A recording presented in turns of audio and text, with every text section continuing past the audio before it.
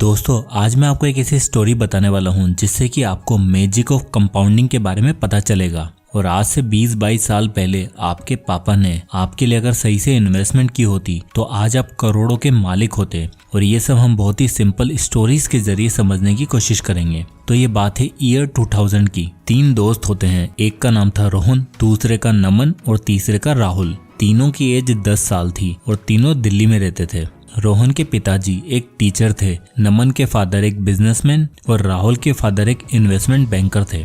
इन तीनों के फादर ने सोचा कि हमें हमारे बच्चों के फ्यूचर के लिए कुछ करना चाहिए ताकि फ्यूचर में अगर इन्हें पैसों की जरूरत पड़े तो इनके पास फंड्स अवेलेबल हो। तो तीनों के फादर डिसाइड करते हैं कि हमें 10-10 लाख रुपए अपने बच्चों के लिए रखने चाहिए। अब रोहन के फादर जैसे कि एक टीचर है तो उन्होंने सबसे सेफेस्ट ऑप्शन को चुना जो उन्हें लगता था, और वो था एफडी, क्योंकि उनके हिसाब से स्टॉक मार्केट में पैसा लगाना एक सट्टे की तरह होता है। क्योंकि उन्हें इसकी नॉलेज भी नहीं थी और हर जगह उन्हें बस यही सुनने में आता था कि स्टॉक मार्केट में तो लॉस ही होता है। तो उन्होंने रोहन के लिए 10 लाख रुपए की एफडी करवा दी ताकि जब रोहन बड़ा हो तो ये एफडी के पैसे ग्रो हो जाएंगे और जिन्हें रोहन काम में ले सकता है। अब दूसरे नमन के पिताजी जैसे कि बिजनेसमैन थे तो उन्हें भी स्टॉक मार्केट की तो ज्यादा नॉलेज नहीं थी, बट फिर भी उन्हें थोड़ा पता था कि उन्हें अपना थोड़ा पैसा कहीं ऐसी जगह पर लगाना चाहिए जहाँ पर ठीक ठाक रिटर्न मिल सके। तो नमन के फादर 5 लाख रुपए एफडी में लगा देते हैं और बाकी के 5 लाख रुपए वो गोल्ड में इन्वेस्ट कर देते हैं, क्योंकि हमारे इंडिया में गोल्ड और एफडी ही सबसे सेफेस्ट ऑप्शन माना जाता है।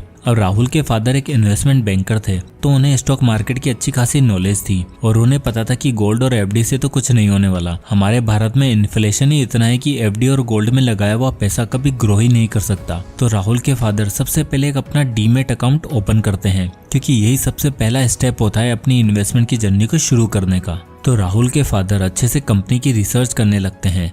वह महान लोगों की बायोग्राफीज को रीड करते हैं और स्टॉक मार्केट के ऊपर लिखी बुक्स को पढ़ते हैं, क्योंकि उस जमाने में ना तो कोई यूट्यूब वीडियोस है और ना ही स्टॉक मार्केट के लिए कोई कोर्स होते थे। इसलिए राहुल के फादर दिन रात किताबें पढ़ते और समझने की कोशिश करते कि स्टॉक मार्केट कैसे काम करता है। तो यही सारी नॉलेज लेने के बाद वो अपने 10 लाख रुपए एक अच्छी कंपनी में इन्वेस्ट कर देते हैं जिससे कि उन्हें फ्यूचर में अच्छे रिटर्न मिल सके। अब फास्ट फॉरवर्ड करके आते हैं 23 साल बाद 2023 में। रोहन, नमन और राहुल तीनों की एज अब हो चुकी है 33 साल। अब वो तीनों जॉब से परेशान हो चुके थे और अपना कोई खुद का बिजनेस शुरू करने की सोचते हैं। तो वो तीनों डिसाइड करते हैं कि वो दिल्ली में एक फास्ट फूड रेस्टोरेंट खोलेंगे और रेस्टोरेंट खोलने के लिए उन्हें कम से कम 50-50 लाख रुपए की फंड की जरूरत पड़ेगी। अब तीनों ने जॉब करके कोई खासा फंड सेव भी नहीं किया होता। तो सबसे पहले रोहन जाता है अपने पिताजी के पास और उनसे बोलता है कि उसे एक बिजनेस करना है जिसके लिए उसे 50 लाख रुपए की जरूरत है। तो उसके पिताजी बोलते हैं कि आज से 23 साल पहले मैंने तुम्हारे लिए 10 लाख रुपए की एफडी करवाई थी, तो वो जाकर तुड़वा लो, काफी पैसा जमा हो गया होगा। तो रोहन बड़ा खुश होता है और बैंक जाता है और अपनी एफडी तुड़वाता है। तो जैसे कि हमें पता है कि इंडिया में एफडी का रेट लगभग 6% ही रहता है।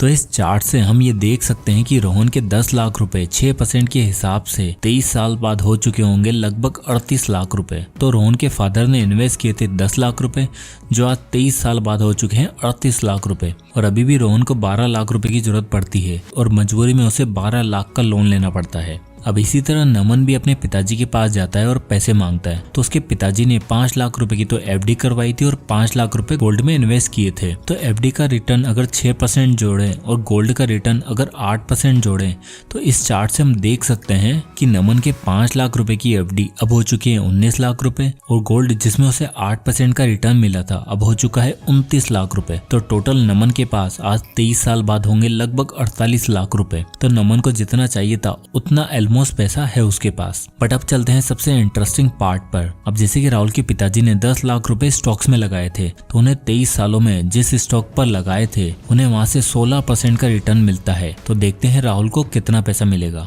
तो इस चार्ट में आप देख सकते हो कि राहुल का पैसा 16% के रिटर्न के हिसाब से आज 10 लाख रुपए हो चुके हैं लगभग 3 करोड़ रुपए।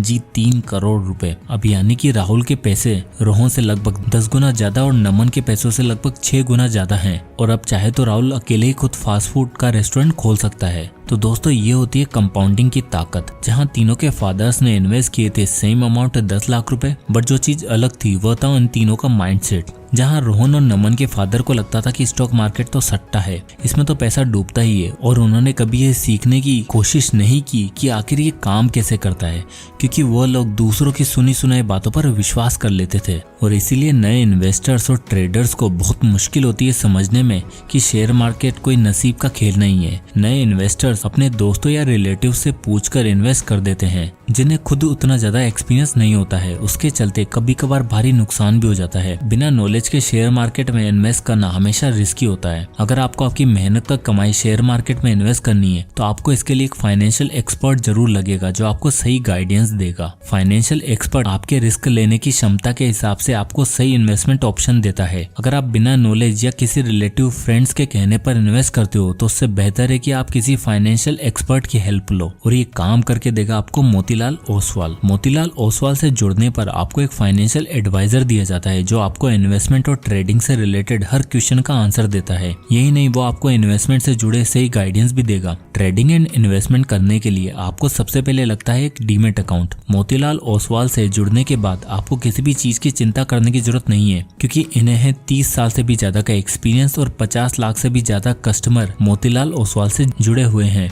तो बहुत से बेनिफिट्स और एक फ्री डीमेट अकाउंट आपको मिलेगा, और साथ ही आपको पहले साल कोई मेंटेनेंस चार्ज भी नहीं देना पड़ेगा, और flat brokerage 20 rupees per lot मिलेगा। डीमेट अकाउंट ओपन करने के लिए आपको आधार कार्ड, पैन कार्ड और बैंक प्रूफ लगेगा। आपको रियल टाइम स्टॉक रिकमेंडेशन भी मिलेंगे मोतीलाल ओसवाल की मोबाइल एप्लीकेशन पे, जो बिल्कुल फ्री है। मोतीलाल ओसवाल से जुड़ते ही आपको एक वेलकम बास्केट भी दिया जाएगा, जिसमें आप उनके AI बेस्ड टूल यूज कर सकते हैं, और साथ में ब्रोकरेज रिवर्सल भी मिलेगा। यह प्लेटफॉर्म बहुत ही सेफ और सिक्योर है। आप मोबाइल ऐप या फोन कॉल से भी इन्वेस्ट कर सकते हैं। डिस्क्रिप्शन में दी गई लिंक पर क्लिक कीजिए, आपका नाम, फोन नंबर एंड सिटी डालकर तुरंत अपना डीमेट अकाउंट ओपन करिए। तो दोस्तों, अब इस स्टोरी से हमने क्या क्या लेसन सीखे हैं उन्हें डिस्कस करते हैं। नंबर 1, दोस्तों, अक्सर इन्वेस्टिंग की जब बात होती है तो हमें एक डर सा लगा रहता है, और हमें रिटर्न तो छोड़ो, बस हमारा पैसा डूबता हुआ ही नजर आता है। इसलिए इन सबसे बचने के लिए हम अपने पैसे FD या फिर ऐसी जगह पर इन्वेस्ट करते जाते हैं जहाँ से हमें अच्छे रिटर्न ही नहीं मिलते। दोस्तों, अपने पैसों को सेव करना कौन नहीं चाहता, और अगर आप चाहे पैसा FD में इन्वेस्ट कर रहे हो या फिर अपने सेविंग अकाउंट में ही रखे हो, उसमें कोई बुरी बात नहीं है। बट हमें FD में या लो इंटरेस्ट के इन्वेस्टमेंट उतना ही करना चाहिए जिनकी जरूरत हमें कुछ टाइम में पड़ने वाली है। मान लो कि आपको अगले 3 साल बाद पैसा चाहिए, तो अगर आप स्टॉक मार्केट में इन्वेस्ट कर देते हो तो हमें पता है कि कंपाउंडिंग 3 साल का कोई गेम नहीं है। एटलीस्ट आपको 10 से 15 साल पैसा इन्वेस्ट करना होता है। तो अगर आपको अगले 3 सालों में पैसों की जरूरत है तो आप FD ही प्रेफर करें। बट जिन पैसों की आप नियर फ्यूचर में जरूरत नहीं है तो उन्हें आप स्टॉक मार्केट में इन्वेस्ट कर सकते हैं। नंबर 2, दोस्तों, जब भी बात होती है कंपाउंडिंग की तो हमें लगता है कि हमारा ग्राफ कुछ ऐसा होना चाहिए, बड़ा ही स्मूथ और हमेशा ग्रो करता हुआ। बट रियलिटी में हमारा ग्राफ स्मूथ नहीं होता, कुछ इस तरह होता है, कभी ऊपर कभी नीचे, कभी उतार तो कभी चढ़ाव। बट मैक्सिमम लोग लंबे टाइम के लिए इन्वेस्टेड इसलिए नहीं रह पाते क्योंकि जैसे ही ये ग्राफ नीचे जाने लगता है तो सबको अपना पैसा खोने का डर सताता है और वो अपना पूरा पैसा निकाल लेते हैं, चाहे वो उन्हें नुकसान ही क्यों ना उठाना पड़े। बट एट द एंड ये ग्राफ चाहे कितना भी ऊपर नीचे हो, एट लास्ट ये ऊपर ही जाएगा और आपको अच्छा खासा प्रॉफिट ही देकर जाने वाला है। नंबर 3, अगर अभी आपकी एज कम है तो शायद आपके पास अभी गोल्डन टाइम है इन्वेस्ट करने का। बट यंग एज में लोग बोलते हैं कि अभी तो मुश्किल से हमारी पॉकेट मनी ही नहीं बचती, हम क्या ही इन्वेस्ट करें, और 500,000 रुपए से हम कौन से करोड़पति बन जाएंगे। बट ये सोच गलत है, क्योंकि लॉन्ग टर्म इन्वेस्टिंग आपको एक डिसिप्लिन सिखाती है और कोई भी अमाउंट छोटा नहीं होता। आप अगर महीने के 500 रुपए भी इन्वेस्ट करते हो तो आप डेफिनेटली फ्यूचर में करोड़ों कमाओगे, क्योंकि आपके पास जो सबसे इम्पोर्टेंट चीज है वो है टाइम, जो 40 साल वाले इंसान के पास आपसे कम है। अगर वो आपसे ज्यादा भी पैसा इन्वेस्ट करेगा तब भी वो आपसे अच्छे रिटर्न नहीं ला पाएगा, क्योंकि आप उससे लंबे टाइम तक इन्वेस्टेड रहोगे। इसलिए आपके पास अभी जितना भी पैसा हो कुछ ना कुछ अमाउंट जरूर इन्वेस्ट करें और अपनी इन्वेस्टमेंट की जर्नी को शुरू करें। लेसन नंबर 4, दोस्तों, नेक्स्ट पॉइंट ये बोलता है कि आपको दुनिया में बहुत से ऐसे लोग मिल जाएंगे कि इस टाइम इन्वेस्ट कर दे या फिर इस कंपनी में इन्वेस्ट कर दे, अभी सबसे अच्छा टाइम है इन्वेस्ट करने का। फिर सच बताऊं तो ऐसा कोई भी इंसान नहीं है जो एग्जैक्ट बता दे कि किस टाइम पर स्टॉक मार्केट नीचे जाएगा या ऊपर। इसलिए अगर आप ज्यादा टाइम नहीं दे सकते हो तो बेटर है आप SIP करो, जहां आपको मार्केट के अप एंड डाउन से कोई फर्क नहीं पड़ेगा और महीने की फिक्स तारीख को आपका पैसा इन्वेस्ट होता रहेगा। आपको रोज सुबह उठकर मार्केट को ट्रैक करने की जरूरत नहीं है, आपको बस आराम से अपने बिजनेस, अपनी जॉब पर ध्यान देना है और SIP से पैसे इन्वेस्ट करते जाना है। धीरे धीरे आप इंडिविजुअल कंपनी की नॉलेज ले सकते हो और जब आपको थोड़ी नॉलेज हो जाए तो आप किसी पर्टिकुलर कंपनी में इन्वेस्ट भी कर सकते हो। But for a start SIP आपके लिए सबसे बेस्ट मेथड है इन्वेस्टमेंट का।